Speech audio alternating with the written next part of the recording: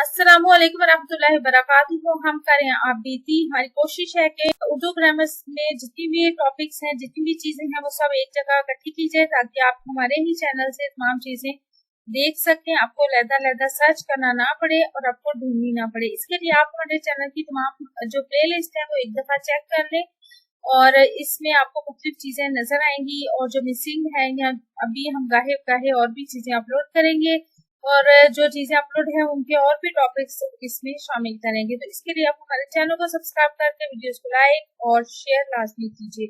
आज हम करें खंडर की आप बीती। सबसे पहले हम देख लेते हैं कि आप बीती किसे कहते हैं। तो आप बीती से मुराद किसी भी चीज या जीवों के वालो क्वाइफ है जिसे वो खुद अपनी जबान से बयान करे। आप बीती को अंग्रेजी में ऑटोबायोग्राफी और फारसी में खुद नोश्त कहते हैं। ठीक है, यानी अपना हाल अपनी जुबानी बयान करना, अपनी कहानी खुद सुना। इस वक्त तो मैं एक हकीर खंडर हूँ और लोगों से जुबाने हाल से पुकार पुकार कर कह रहा हूँ, देखो देखो मुझे जो दीदाए इबरत निगाह हो। एक जमाना वो था जब यहाँ बादशाह सलामत का दरबार लगता था। मैं एक आलीशान इमारत की शक्ल में था। ये इमारत बहुत से कमरों और बालकनियों पर मुश्तमिल थी।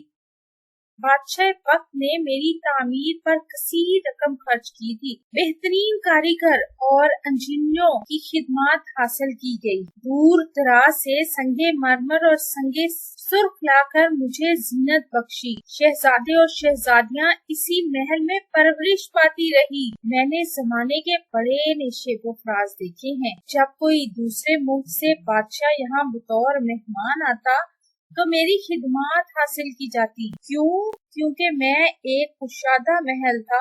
मेरी शान और शौकत के चर्चे दूर और नजदीक हर जगह थे। फर्ज ये कि मेरी शान में इस वक्त के दरबारी शायरों ने खूब कसीदे लिखे। मेरी एक एक खूबी को उजागर किया गया।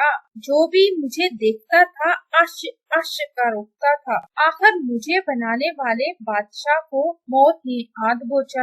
यकीन करें वो दिन मैं आज तक नहीं भूल सका जब बादशाह की मैयत मेरे सहन में रखी थी और लोग गरियाजारी कर रहे थे। इनके इस कदर रोने धोने से मेरा दिल भी मोम हो गया। एक सदमा जो लोगों के दिलों पर था अब मेरे दिल पर भी नक्श हो गया। हकीकत जानिए, इस दिन से मुझ में टूट टूट का अमल शुरू हो गया। मुझ पर बुढ़ापा तारी हो गया। बादशाह की मौत का असर रोज अफसू बढ़ता गया। वैसे भी बादशाह के इंतकाल के बाद उसके बेटे ताज और तख्त के लिए आपस में लड़ते रहते थे। मेरी देखभाल की तरफ किसी ने तवज्जो न दी। जब बादशाह की नलायक औलाद आपस में लड़ रही थी तो एक वक्त आया कि बैरूनी हुक्मरानों ने मुल्क के अंदरूनी गद्दारों के साथ मिलकर इस सल्तनत पर कब्जा कर लिया। अब तो मुझे भी अपनी मौत यकीनी नजर आने लगी। आखिर वही हुआ जिसका खौफ था। नए हुक्मरानों ने नए महल बनवाने शुरू कर दिए और मेरी बेखुदी की साजिशें होने लगी। देखते ही देखते उन्होंने मेरे बूढ़े जिस्म पर थोड़े बरसाने शुरू कर दिए। कीमती पत्थर निकाल लिए और दूसरे जेरे तामीर महल में लगा दिए। अब मैं बिल्कुल निढाल कर दिया गया।